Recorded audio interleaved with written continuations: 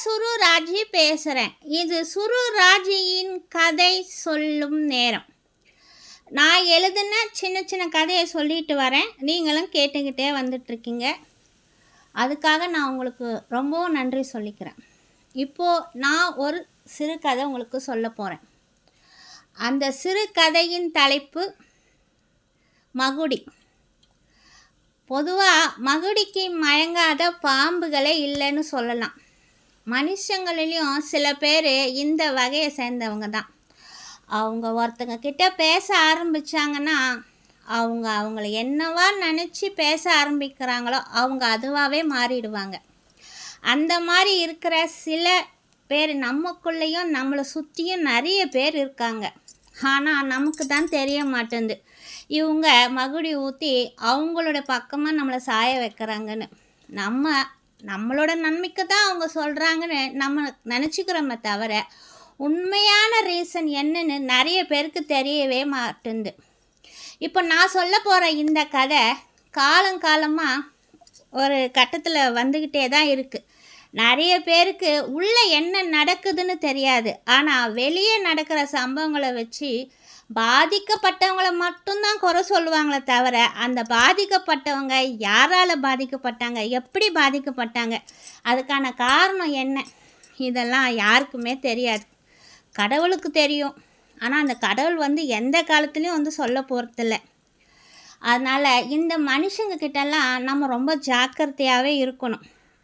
நம்ம பக்கத்திலே தான், நம்மளை சுற்றியே தான், நம்ம கண் பார்வையிலே தான் இருப்பாங்க. ஆனால் நம்மளுக்கு தெரியாது இவங்க நமக்கு நல்லது செய்ய போகிறாங்களா இல்லை கெட்டது செய்ய போகிறாங்களான்னு. ஆனால் அவங்க பேசுகிற வார்த்தையெல்லாம் கேட்டிங்கன்னா தேனை விட இனிமையாக இருக்கும். அதனால தான் நிறைய பேர் மற்றவங்களோட பேச்சுக்கு கேட்டு அவங்கவுங்களுடைய வாழ்க்கையை எந்த கட்டத்தில் எந்த மாதிரியான ஒரு சூழ்நிலை அவங்களோட லைஃப் முடிய போகுதுன்னு கூட தெரிஞ்சுக்காம ஆரம்பத்தில் காலை வச்சிடுறாங்க. சரி, நான் இதை பற்றி ரொம்ப பேச வேண்டாம். நான் கதையை சொல்கிறேன். கதையை கேட்டிங்கன்னா உங்களுக்கே இதுக்கான ஒரு முடிவு தெரியும். கதையின் தலைப்பு மகுடி. ஒரு முக்கியமான பிரபலமான இடத்துல ஒரு சினிமா ஷூட்டிங் நடந்துகிட்ருக்கு. நடிகை கொஞ்ச நேரம் சேரில் உட்காந்து தன்னை ரிலாக்ஸ் பண்ணிக்கிட்டு இருந்தான். நடிகையோட பேர் மதுமிதா. அந்த நடிகை இப்போ தான் ரீசண்டாக சினிமாக்குள்ளே வர ஆரம்பித்த ஒரு புதுமுக நடிகை. ஆனால் ரொம்ப வருஷமாக சினிமாவில் நடிக்கணும்னு ஆர்வம் காட்டிக்கிட்டு இருந்தவளுக்கு இப்போ தான் ஏதோ ஒரு படத்தில் நடிக்கிறதுக்கான வாய்ப்பு கிடச்சிருக்கு. Madam, shot ready, director sir உங்களை வர சொன்னார் அப்படின்னு ஒரு உதவி டைரக்டர் மதுமிதா கிட்ட குரல் கொடுத்தார். பக்கத்தில் ஒரு துணை நடிகை தன்னுடைய குழந்தைய கொஞ்சி கொண்டு சிரிச்சிட்டு இருந்தான். அந்த இளம் பிஞ்சி தன்னுடைய பொக்கவாயை கொண்டு சிரிக்கும் காட்சியை ரசித்து கொண்டிருந்த நடிகை மதுமிதா தன்னையே மறந்த நிலையில் அதையே பார்த்துட்டு இருந்தான். பக்கத்தில் சேர் போட்டு உக்காந்துக்கிட்டு ஸ்நாக்ஸ் சாப்பிட்டு கொண்டிருந்த மதுமிதாவின் தாயார் அருணா, மது என்னம்மா இது, அசிஸ்டன்ட் டைரக்டர் குரல் கொடுத்துட்டு கூப்பிட்றாரு, நீ இன்னும் அப்படியே உக்காந்து அந்த குழந்தையே பார்த்துட்ருக்க, ஏந்திருமா என்று மதுமிதாவை தொட்டு உழுக்க, அப்போதுதான் சட்டென்று சுதாரித்து கொண்டு தன்னுடைய நினைவுக்கு வந்த மது கையில் இருந்த மேக்கப் கண்ணாடியில் முகத்தை பார்த்துவிட்டு லேசாக டச்சப்பும் செய்து கொண்டு ஷூட்டிங் ஸ்பாட்டுக்கு சென்றார். டைரக்டர் பூதலிங்கம் அந்த படத்தில் ஹீரோவாக நடிக்கும் நடிகருக்கு காட்சியை விளக்கமாக சொல்லிக்கிட்டு இருந்தார். டைரக்டருக்கு மதுவை பார்த்ததுமே மது அருந்தியது போல ஒரு விதமான மயக்க நிலைக்கு அப்புறமா, என்னம்மா இது, இன்னும் முழுசாக 2 படத்தில் கூட நீ நடிக்க ஆரம்பிக்கல, அதுக்குள்ளவே கூப்பிட்டா ரொம்ப நேரம் கழிச்சு வந்தா ரொம்ப பண்ணுறேன், இதெல்லாம் கொஞ்சம் கூட சரியில்லைம்மா, நீ இப்படியெல்லாம் வந்தாலாம் செஞ்சிட்டு இருந்தேன்னு வச்சுக்கோ, அடுத்த படத்துக்கெல்லாம் உன்னை கூப்பிட்றதுக்கு ஆள் இல்லாமல் போயிடுவாங்க, கூப்பிட்ட உடனே நீ ஓடி வந்திருக்க வேண்டாமா என்று அவளை முறைத்து கொண்டே சொன்னார். சாரி சார், சாரி, இனிமேல் இப்படியெல்லாம் நான் நடந்துக்க மாட்டேன், அப்படின்னு சொல்லிட்டு மதுமிதா அந்த டைரக்டரோட எதிரில் வந்து நின்னான். அவளுக்கும் இப்போ என்ன சீனை எடுக்கிறது, அந்த சீனில் மதுமிதா எப்படி நடிக்கணும்னு விவரமாக அவர் விளக்கி சொல்ல ஆரம்பித்தார். ஆனால் மதுவோ எந்த ஒரு சலனமே இல்லாமல் எந்த காட்சி எப்படி எடுத்தாலும் தான் அதில் அரைக்குறை ஆடுடன் போஸ் கொடுக்க வேண்டும். சென்டிமெண்ட்டான காட்சியாக இருந்தால் கூட லேசாக முந்தானியை சரிய விட்டு தான் இவர்கள் சீன்ஸ் எடுப்பார்கள். எல்லாம் நம்ம வாங்கி கொண்டு வந்த வர்றோம் அப்படி என்று நினைத்து கொண்டே அவர் சொல்லும்படியெல்லாம் அந்த காட்சியில் அவள் விருப்பமே இல்லை என்றாலும் சிரித்த முகத்தோட நடிக்க தொடங்கினான். அன்னைக்கு சினிமா ஷூட்டிங்கெல்லாம் முடிச்சுட்டு வீட்டுக்கு திரும்புறதுக்கு நைட்டு 11 மணிக்கு மேலே ஆயிடுச்சு. லேசான டயட் கண்ட்ரோலில் இருந்ததுனால 2 சப்பாத்தி பால் மட்டும் சாப்பிட்டு விட்டு மது அவளோட அறைக்கு படுக்க போனான். பாதி இரவு வர மதுமிதாவுக்கு தூக்கமே சுத்தமாக வரல. முதல் படம் வெற்றி அடைந்து பேர் எடுத்து இதோ 2வது படத்துலேயும் நடிக்க தொடங்கிட்டான். முதல் படத்தில் செகண்ட் ஹீரோயினியாக நடித்திருந்தாலும் மதுமிதாவுக்கு அந்த படத்தில் நல்ல பெயர் வந்தது.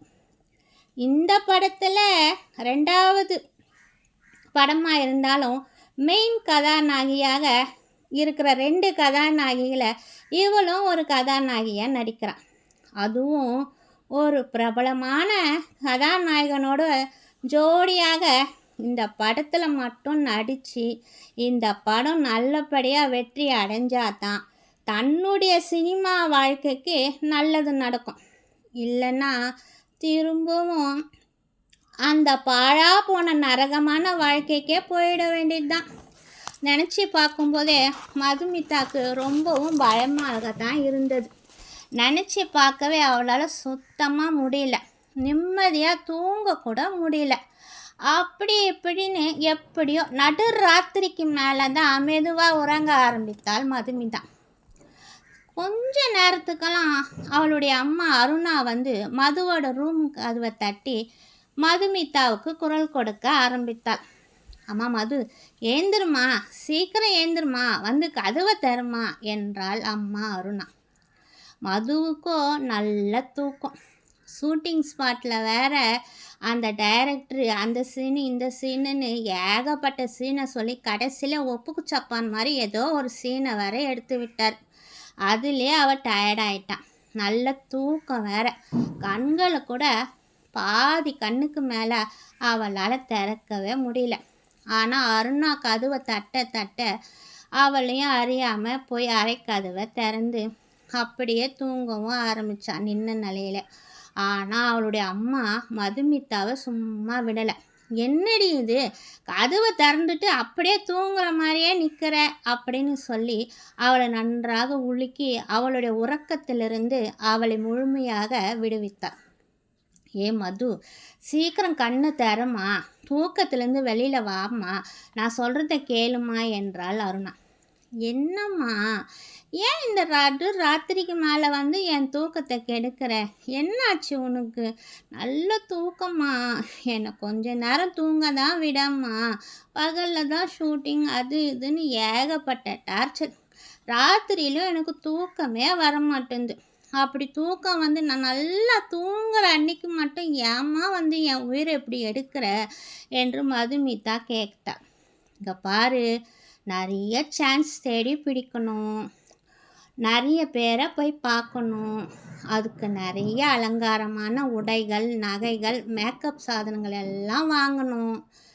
நாமளும் வசதியான குடும்பத்தை சேர்ந்தவர்கள் தான். மற்றவங்களை நம்ப வைக்க நமக்கு பணம் நிறைய தேவை. நீ சீக்கிரமாக அலங்காரம் செய்து கொண்டு கீழே இறங்கி ஹாலுக்கு வாமா. 2 பெரிய பார்ட்டிங்க கை நிறைய பணப்பெட்டியோட கீழே காத்து கொண்டு இருக்கிறார்கள். லேட் பண்ணாதம்மா, போய் சீக்கிரமாக மேக்கப் பண்ணிவிட்டு எவ்வளோ சீக்கிரம் முடியுமோ அவ்வளோ சீக்கிரம் வா என்று சொல்லிக்கொண்டே அறையை விட்டு சென்று விட்டாள் அருணா. மதுமிதாக்கு மிகுந்த வேதனையாக இருந்தது. எப்போது தான் இந்த அம்மாவுக்கு பணம் பைத்தியம் தீருமோ? சின்ன வயசிலிருந்தே என்னை பணத்துக்காக பணயம் வைத்து விட்டாள். இப்போது கொஞ்சம் நடிகையாகி சிறிதளவாவது நிம்மதியாக இருக்கலான்னு நினச்சா திரும்பவும் பணம் பணம்னு ஏன் தான் இந்த அம்மா இப்படி பணப்பேய் பிடிச்சி அலையிறாளோ. முடியாதுன்னு சொன்னால் உடனே 2 தடிமாடன்களை அனுப்பி என் உடம்ப நாசமாக்கி புண்ணாக்கி விட்டுடுவா. எப்படி இருந்தாலும் இவன் நினச்சதை சாதிச்சிடுவா. நம்மளால் இவளுக்கு மறுப்பு சொல்லவே முடியாது.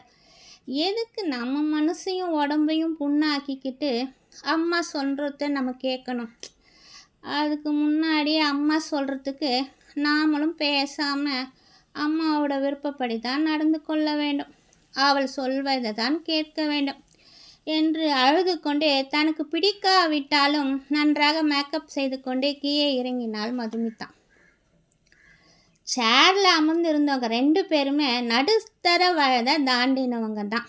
நேற்று நடந்த ஷூட்டிங்கில் என்னை பார்த்து விட்டு இன்றைக்கி பணப்பெட்டியோடு என் வீட்டை தேடி வந்துட்டாங்க. அம்மா வேற அவங்களோட சிரிச்சுக்கிட்டே ஏதோ பேசிக்கிட்டே இருந்தவ என்னை பார்த்ததுமே என் பக்கத்தில் வந்து மெதுவாக பார்த்துமா பக்குவமாக நடந்துக்கோ அப்படின்னு சொல்லிட்டு 2 பணப்பெட்டியும் கையோடு அவளோட ரூமுக்கு எடுத்து போக ஆரம்பிச்சிட்டான்.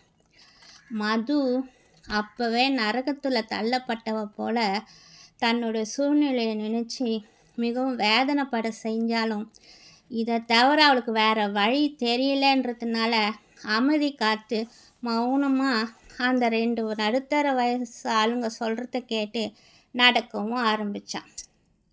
ஓகே ஃப்ரெண்ட்ஸ், மகுடி இந்த சிறுகதையின் பகுதி 1 இன்றைக்கு கேட்டிருப்பீங்க.